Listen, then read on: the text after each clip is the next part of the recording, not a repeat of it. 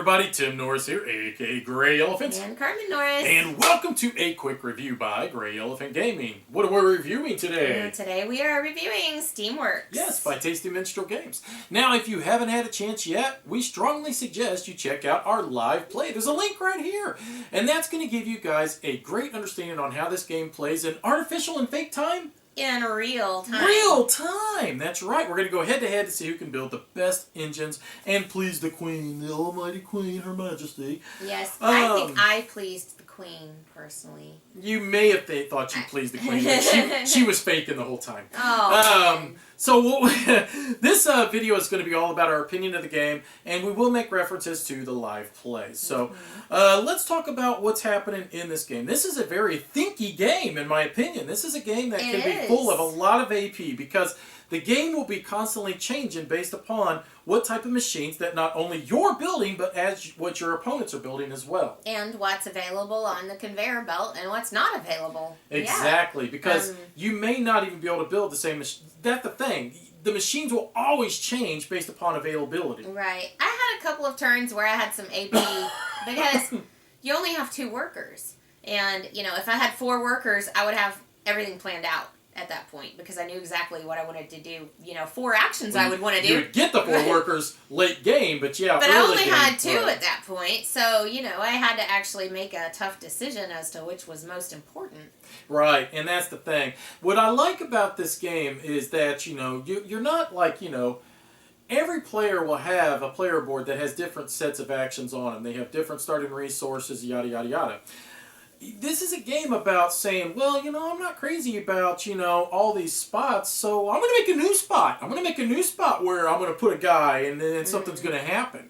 And then your opponent's doing the same thing. And then you look over and you're like, well, that's an interesting machine you just made there missing. Yeah. And then you get to place on their machine as well. That's when there's a tile that actually allows you to build and utilize the machine immediately. And we didn't use that this Insta factor. In the live play, we didn't use it. But right, yeah, right. Well, what's cool, too, is that what I like about this is that as you're building these machines, you're going to be coming up with so many different creative combinations and designs that maybe you want a machine that lets you build and make money. Maybe you want a machine that lets you build and expand. You know, there's so many different combinations in this game that it feels almost limitless to your imagination. I really feel like this game reminds me most of an engine building game.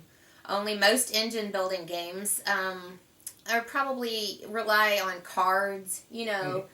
Well, this kind of like a deck builder. This does have drafting, of course, you know, from the conveyor belts. But you're building the actual machines, but it does not feel like a tile laying game. I guess that's my point. No, nothing like a tile laying game. It might look like it if you just look at a picture of what we're doing on the table, but it feels more like an engine building game. There's a game out, and I think it's by Privateer Press. I think it's called like Heap or something like that, and it was about goblins building machines or contraption or something like that. I don't remember. Anyways, and then you attack each other with the machines, and I hated that game. I thought it sucked. This one is nothing like that. This one plays totally different, but it did remind me of that because you are building the machines to do certain things. There's no attacky style actions in this game, so it's not like you're saying, oh, I'm taking your victory points, or I'm taking your tiles or your money. It's all just about gets destroyed. No, just blocked. Just blocked off. What you're doing is every time you build a machine, you're creating another space where somebody could place a worker. Right. And then you have to balance, is it worth sending a worker to that machine? Because, well, you could be giving your opponent something at the same time, hopefully you're gaining something in return. So there's that balance. Plus, it may be costing you to even send the worker. There are tiles that allow you to get, and I think we showed you a couple of them, that allow you to get victory points, or they allow you to get some kind of energy source if your opponents are using your machines. So that's something to keep in mind. Also, in a multiplayer game, you get victory points if your opponents use your machines. So do you want to make a really good machine because you're going to get victory points when they use it? Or, I don't know, I feel personally I could get a lot more victory points by actually using the machine myself, but that's just my opinion.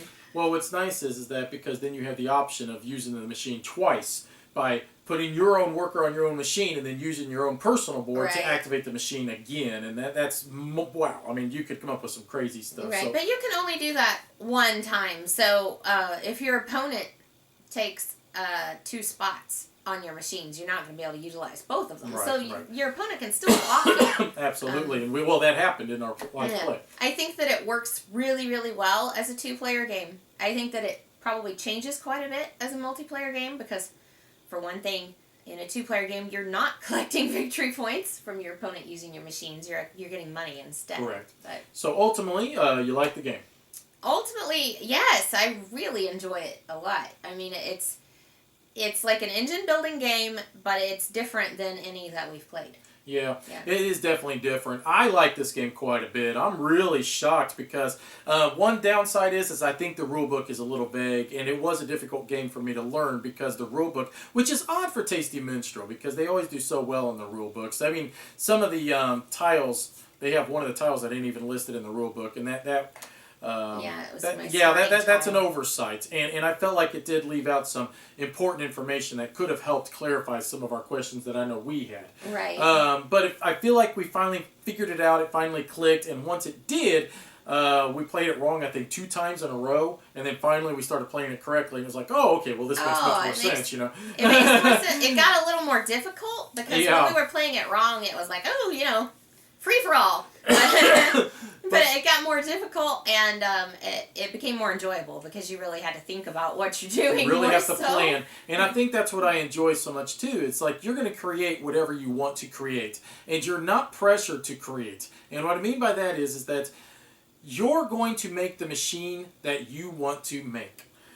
And if your opponent's making machines, fine, let them make machines. Just be patient, And you can use you them will if you eventually. want. Yeah, exactly. Yeah. You could send your workers to their machines, but Right. eventually you are going to make the machine that you want. Just keep collecting the components, keep collecting the sources that you need to be able to build it, and then bam! Once you do, you feel kind of proud of that machine. It's your baby, and then you want to take advantage of it and take the actions Right. on it. Like the money machine that I built in our live play, and then we converted a machine that converted all that money into victory points. Those are the things you're going to be looking for, and I like it. I think it's a lot of fun. Like I said, I think this game is only limited by your own imagination of the combinations you can create and the size of these machines, and any game that comes up with what I think is supposed to be a blimp, but it actually I think is a pig. Blimp.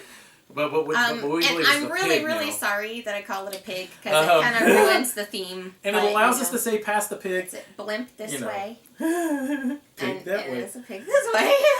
But it's definitely a winner in our books. So, yeah, I think Steamworks is definitely a great Yeah, game. I I mean- think it's going into my Game of the Year category. Wow. In the top 10 at least. And I just think it's a game you guys definitely should check out if you get a chance. I was just going to add, I really enjoy the theme. And like Tim said, even if you don't win from victory points, you've probably built a machine that you're pretty proud of. So Oh, it's always worth it to play the game. So those are the nice parting gifts. So we have some nice parting gifts for you. Well, you built a nice machine, but you're still a loser. So I suppose it's kind of like a tile laying game in that respect. Because you're like, oh, pretty, look what I made. So we hope that gave you guys a great understanding of what we think of Steamworks, but at the same time, we don't ever want you guys to just take our opinion. Check out the live play. We're going to play through the entire game, and it's going to give you a great feel if this is a game for you or not. And as usual, Thanks we for appreciate watching. you watching. Bye-bye. Bye-bye.